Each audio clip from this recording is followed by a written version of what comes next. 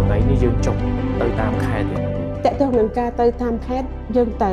តិថិជនគាត់ approach មកយើងពីខេត្តមកយើងទៅបានកពេលបង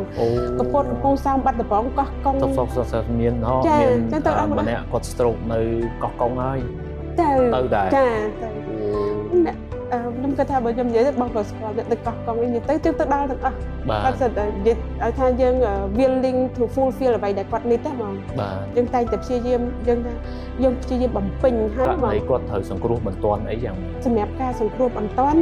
នៅក្នុងពេញទៅតន់ទៅខេត្តយើងទៅយើងអាចសួរគាត់អីចឹងយើង